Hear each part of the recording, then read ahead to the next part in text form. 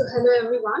So long back, we have already studied the states of matter. I have discussed the state of matters of NCERT Class 11 Part 1 book, and now we'll be dealing with the questions and answers. That is the NCERT exercise questions. So it has 23 questions in all, for starting from 5.1 to 5.23. So we'll be talking about all the questions deeply. So let us start. So in the first question, the question is, what will be the minimum pressure required to compress 500 decimeter cube of air at 1 bar to 200 decimeter cube at 30 degrees centigrade? So what here is asked is that what pressure you require to compress a gas from V2 to V1, or from V1 to V2 at 1 bar, okay, and so 1 bar is the initial pressure, okay. So how, and what is the minimum pressure is required to compress the gas which is at 1 bar and has the volume 500 decimeter cube, 200 decimeter cube, and the temperature is constant, that is 30 degrees centigrade. So from this question, it is very simple, Boyle's law question. So Boyle's law is the relationship between pressure and volume, right?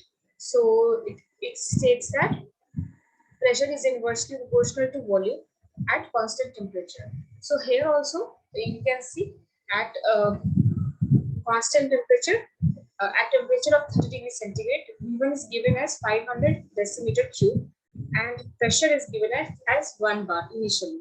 And the final volume, you have to compress it into such a way that you get the volume of 200 decimeter cube. So what will be the pressure that is required?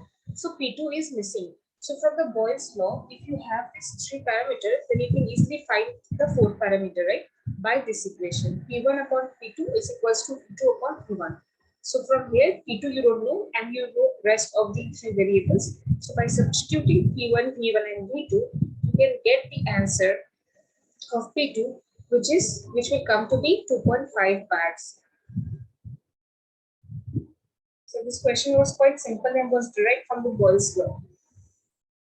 So the next question is, the vessel of 120 milliliter capacity contains a certain amount of gas at 35 degrees centigrade and 1.2 bar pressure. Okay. The gas is transferred to another vessel of volume 180 milliliter at the same temperature, 35 degrees centigrade. So what would be the pressure? Again, the similar question. This question is again from the Boyle's law itself. So it is also asking, it is saying that initially you have volume of V1. So in that case, your pressure was something, okay? Okay, at the same temperature, if you transfer that whole gas to a different volume container, so in that case, what will be the pressure? Again, 3 variables are given over here, and you need to find the P2 here also. So again, at the constant temperature of 30 degrees centigrade. So again, using the Boyle's law, you can calculate it easily using this equation itself that we used in the previous question. P2 is equals to P1 upon P2, and when you substitute the constants for all the 3 variables, then you get the answer of 0.8 bar.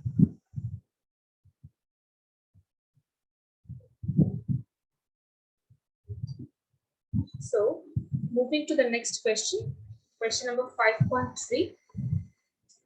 Using the equation of states, that is PV equals to PRT, show that at a given temperature, and that means a constant temperature, density of a gas is proportional to the pressure of the gas. Okay, so here they have mentioned that you have to consider a constant temperature situation.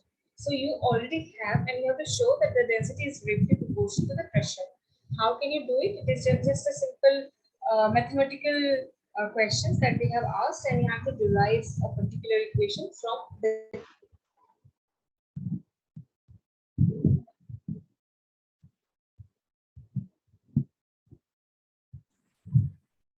Sorry, due to the connection,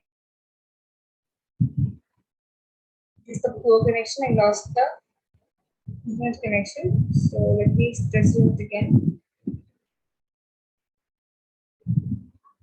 Yeah.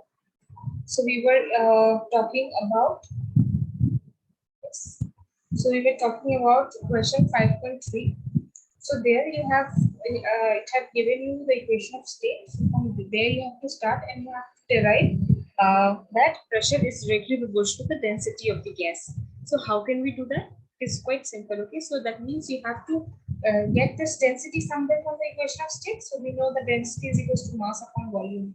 So volume we already have in the equation of state. Mass you don't have, right? But let us see what you need for mass. So we know that volume you have. So from volume you can get the term density, right? So density is equal to mass upon volume, and this term you already have in the equation of state. So from there you can substitute this term by m upon d. So that is only what you do. And when you do this, then what you have is that pressure, because you have to get that pressure is directly proportional to density. So I'll keep left side only pressure and transfer all the terms to the right side. And there also we have density also. And we get this equation where we have P is equals to N RT upon M into D. We know that N, that is the number of moles, R, which is a gas constant temperature, which in the question is given as constant, and mass of a substance is also constant. So all of these are constants. So you can replace this constant by a proportionality sign, right? So, and this is the density. So you actually automatically reach to what is asked. That is pressure is directly proportional to the density of gas. I hope that this is a very simple mathematical derivation that you have to do. That was asked for. So let us move to the next question. That is question number 5.4.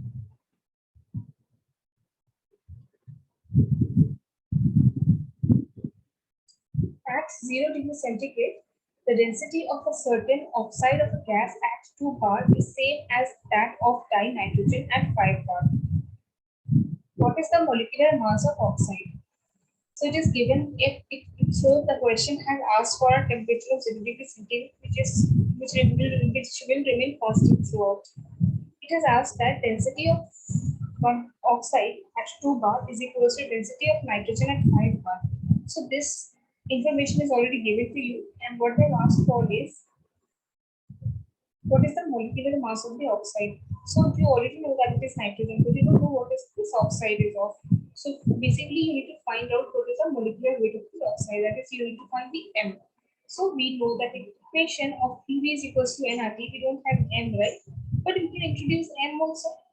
How can we do that? From number of moles, because number of moles equals to mass upon molecular weight. So molecular weight is what we have to find out. So we know that PV is equals to nRT. So if we replace this number of moles by mass upon molar mass, then and also we need to find density also, because density is given. Now D1 and D2 is given. So you need to get density also, and density is equals to mass upon volume. So I think you can easily know that you have mass, you have volume. Okay. So if you and you reach to an equation which is Pm is equals to dRT, where m is the molecular mass and d is the density. Now you know m1, so P1 is given, right? P1 is given 2 bar, P2 is given 5 bar, and also molecular mass you have to find out m1 and m2 you know of nitrogen. Okay, it is 28, and density there is a relation that d1 is equal to d2, and r is a constant and t is also a constant. So you can just write like P1 M1 equals to D1 RT, P2 M2 is equals to D2 RT, and also D1 is equals to D2. So this whole term that is on the right side of the equal to sign for both the equations same, right? So you can actually get it as P1 M1 equals to P2 M2, and from that equation, so this is that equation. So P1 is given as 2, M1 you have to find out the molecular mass of oxide, P2 is given as 5 bar, and M2 of nitrogen is 28. It's not given, but you should also already know, because that they understand that you must know the molecular mass of nitrogen. So even if it is not given in the question, so that is the prerequisite you must know. So from here, if you put the values of the three variables, then you can actually calculate the value of the fourth variable, that is the M1. So here we get M1 as 70 gram per mole, which is the answer. So let us move to the next question, question number 5.5. Pressure of one gas of 1 gram of an ideal gas A at 27 degrees centigrade is found to be 2 bar. So pressure is given. So when 2 gram of another ideal gas B is introduced in the same flask at the same temperature, the temperature is keeping constant and the volume is also constant. The pressure becomes 3 bar. So the total pressure becomes, final pressure is given. Okay, 3 bars. So find the relationship between the molecular mass. So the initial pressure is given as how much? 2 bar. And the total pressure when you introduce another gas is total pressure is 3 bar. That means the pressure due to the second gas is 1 bar, because that is how you will get 3 bar at constant temperature, right? So, and also they have mentioned how much they have introduced the gas. So initially the container had the gas A, which, and the pressure of the container was 2 bar, and they had the gas A in 1 gram. So when they introduced 2 gram of another gas B, then the total pressure was 3 bar. That means this pressure of gas B was 1 bar that was introduced. Now what they have asked for is the relationship between the molecular mass of the two gases A and B. Okay, so we know that PV is equal to nRT, and also in the volume they have kept constant because the container that they have used is constant, and so it is not changed from A to B, and R and T is also kept constant. Okay, now that means you have to use the relation of PA upon NA equals to constant, because anyways you have to find out the relationship between the molecular masses. So you need to introduce molecular mass in this equation, so that you can easily do via N only, and also mass is given. So we can easily do it as PA upon N equals to PV upon NB, and N you can substitute by N upon M. Okay, and small n upon capital N, and small n for both the situation is given now. So you can easily substitute all of those, and you can reach to a final equation, that is 4m equals to mb. So that is the final equation, that is the answer. Okay, so let me explain you. Okay, so for example, this is given. Now pressure PA is given as 2 bar upon mass upon Ma is equals to PB is given 1 upon mass of B, this is mass of A, the molecular mass of B. Okay, so 2 mass of A was given as 1 is equals to this Ma equals to MB upon 2. So if you multiply it as, then you will get 4 MB, sorry, MA is equals to MB. So that is the equation. I hope it is clear. So let us move forward to the next question, which is question number 5.6. The drain cleaner, Drainix, contains small bits of aluminum which react with caustic soda to produce dinitrogen. And what volume of dinitrogen at a constant temperature of 20 degrees centigrade and pressure of 1 bar will be released when 0.15 gram of aluminum reacts? So we know it is given the question that when aluminum reacts with the caustic soda, which is NaOH, then it liberates hydrogen gas. So they are asking how much hydrogen gas will be released when 0.14 gram of aluminum reacts. So before solving this question, you must know the equation of this one.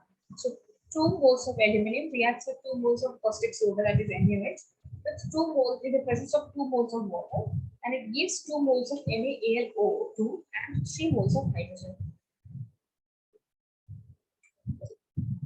So the take home over here is that when 2 moles of aluminum reacts with caustic soda, 3 moles of hydrogen is released.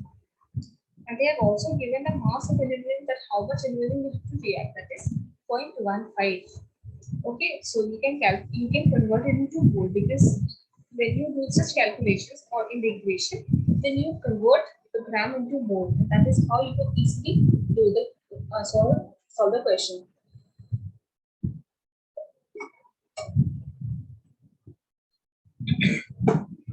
So the molecular mass per element, is 26.9. So you can calculate this 0.15 gram to moles and it will come as 0.0055 mole.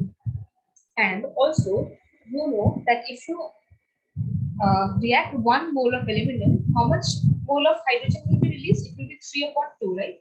Because it is 2, it is 3. So you want to do 1. So you have to divide by 2 all the equation, all these terms. Okay, so if you want to do in 1, so you have to divide it by 2. And because of this, you have to divide the whole equation by 2, right? So here you get 1. And here you will get 3 upon 2. So if you will react 1 mole of aluminum, you will get 3 upon 2 mole of hydrogen. So here you have 0.0055 mole of aluminum. So how much hydrogen will be released? It will be 3 upon 2 into 0.0055 mole of hydrogen that will be released. So if you calculate it, then you get the moles of hydrogen as 0.0052, sorry, 0.00825. And in the question, what they have actually asked is not this. They have asked about the volume, that how much volume of dioxygen is releasing. So it is the number of moles of dioxygen. So from the PV equals to nRT, that is the state of equation, you can easily calculate it, right? So here mole is already given, pressure was given. Okay, volume you have to find out. R is a constant and also temperature they have mentioned. So when you put all these equations, so R I have kept it as, so number of moles is 0.00825 mole. Okay, and R is 0.083 liter bar per Kelvin per mole, and temperature is 293.15 Kelvin, divided by pressure is given in the question as 1 bar. So if you calculate this whole equation and also balance these units, then you will reach to the answer, which is 200 Kelvin. This question was not that simple, but quite interesting question. So let us talk about the next question. That is question number 5.7.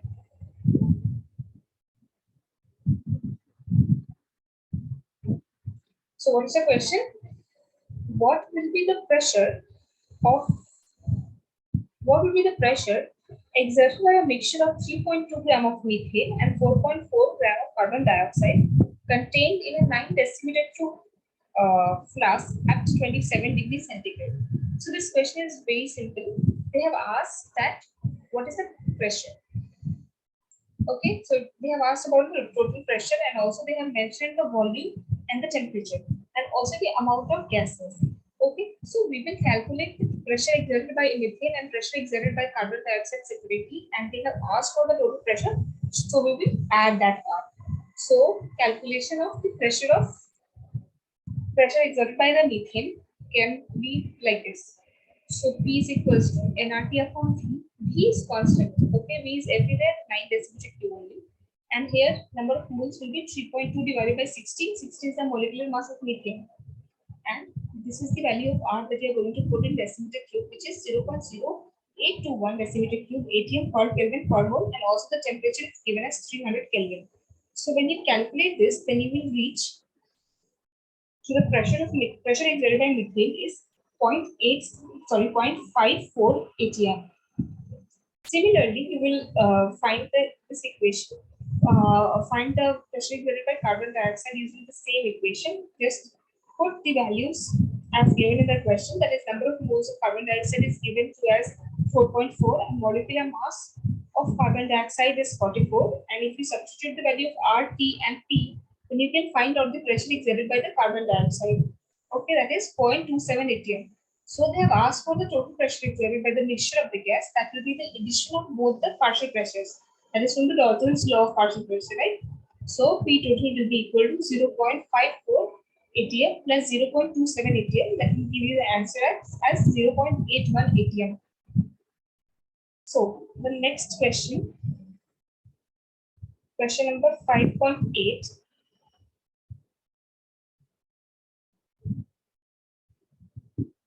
What will be the pressure of the gaseous mixture when 0.5 liter of hydrogen at 0.8 bar and 2 liters of dioxygen at 0.7 bar are introduced in a 1 liter vessel at 27 degrees centigrade. So what they've asked is that what is the total pressure they have asked? Okay, and they have given the two things. They have given that you have zero point 0.5 liters of hydrogen, which has a pressure of 0.8 bars, and you have 2 liters of oxygen that has a pressure of 0.7 bars, and you are introducing both these gases to 1 liter flask. So what is the total volume now? The total volume will be equal to the addition of the pressure of hydrogen and pressure of oxygen, right? So from this equation, if you have P1 equals to P2, V2. Okay, so P1 you have 0.8 bar to hydrogen and V is equals to 0.5 liter, and P2, that is the pressure of hydrogen only, the same hydrogen in 1 liter you will find out. So both the pressure of hydrogen and oxygen you will find out separately in 1 liter. So the volume, if we are considering P2 is equals to 1 liter, you have to calculate this and this separately using Boyle's law equation, and after that you will add it up. So this is the first equation that you will do. So here you will consider V1, you will consider V2, you will consider P1, and P2 you need to find out. Okay, so from there, the equation will get the pressure of the hydrogen, pressure exerted by the hydrogen gas, or we can say that the pressure exerted by 0.5 liters of hydrogen gas in 1 liter of the container. So you'll get it as 0.4 bar, and similar thing you will calculate for oxygen also, that pressure exerted by the oxygen or pressure exerted by 2 liters of oxygen in 1 liter container. So you already have the pressure exerted by 2 liter at you already have it as 0.7, right? 0.7 bar. So of 2 liters of oxygen. So you can actually find out the pressure exerted by 1 liter, okay, of oxygen. So in that case, you get the pressure of oxygen as 1.4 bar. Now they have asked for the total pressure that you can easily get by addition of the pressure of hydrogen calculated and pressure of the oxygen calculated.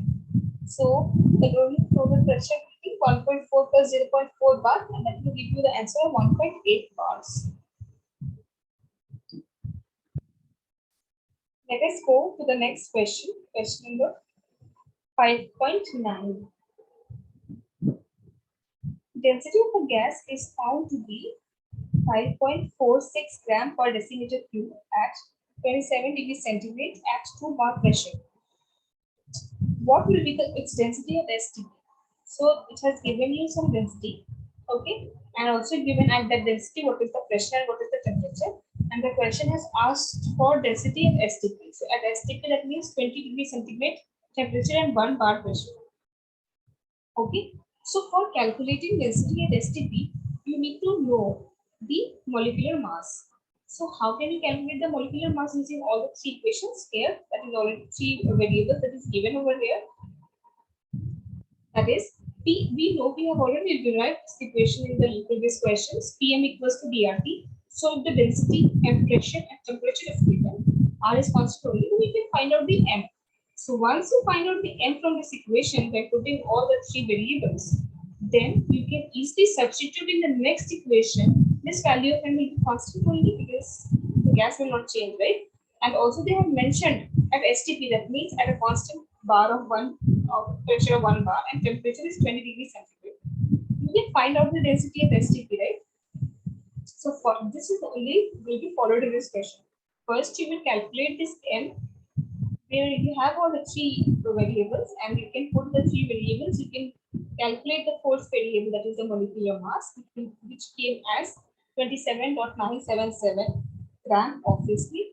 Now you have to find the density of STP. So you will put the value of M. Then at STP the pressure is 1 bar.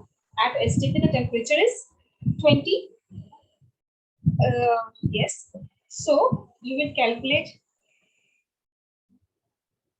it such that, so the in Kelvin it is 300. So the density at STP will be 2.73 gram per decimeter cube. So that is the answer.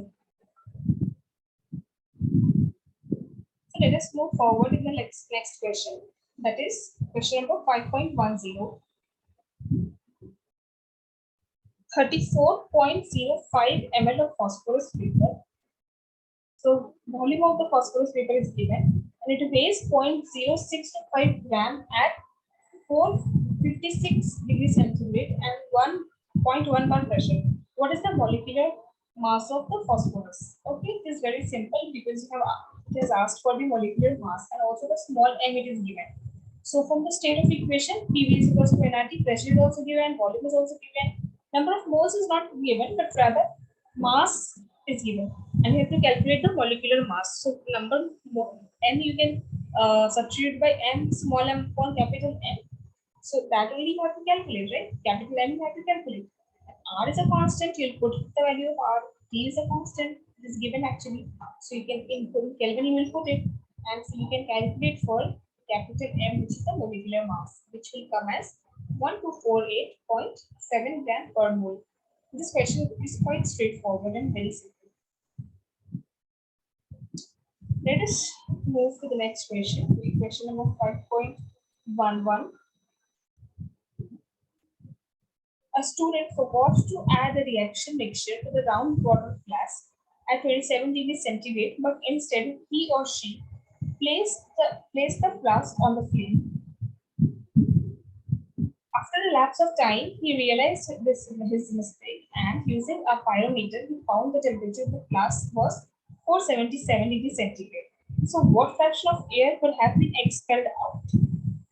Okay.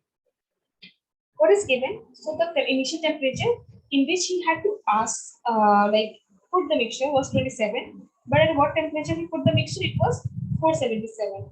Okay, so you need to calculate this degree centigrade to Kelvin. So that's what I have done initially. We know from the equation of state that PV is equals to nRT. Okay, we need to calculate the volume of gas that is expelled out. So that means you need to calculate the volume at that temperature. Pressure you will consider as constant, and N and R is already constant because number of moles will not be changed, right? It will be that only. So you will use the equation P is directly proportional to temperature in this case. So P upon T will be constant. Okay. So that will make you reach the equation V1 upon Q1 equals to V2 upon T2. After that, what you have to do is that you have to put the values of the volume and the temperature which is given. Okay. So temperature is given, T1 and T2 is given. We have also converted from degree centigrade to Kelvin, and we need to find out the relationship between the V's. Okay, so you'll get the relationship between V's is equals to V2 is equals to 2.5 V1. After that, you need to find out the fraction of that air that is expelled out. That would be equal to V2, that is the final volume, up minus V1. Okay, that was initially there. That will be expelled out, and since you need to find out this fraction, that is why you will divide it by V2. Okay, so this simple equation you have to do, and you already have the relationship between V1 and V2. You can easily find out the fraction of the air expelled out, and you will reach to the answer as 3.5, 3 upon 5. So this question was quite good and has some level in it. So it was not a simple question.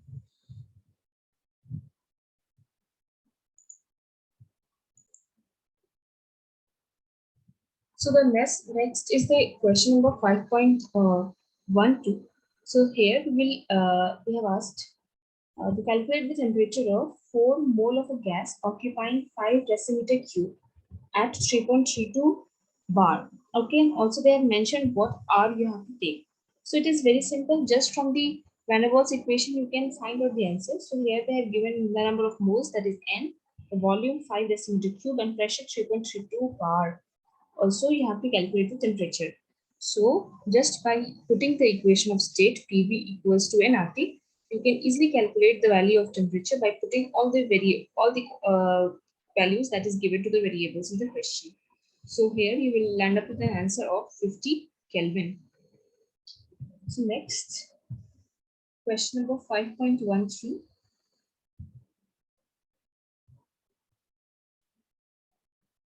Calculate the total number of electrons that is present in 1.4 gram of dinitrogen gas.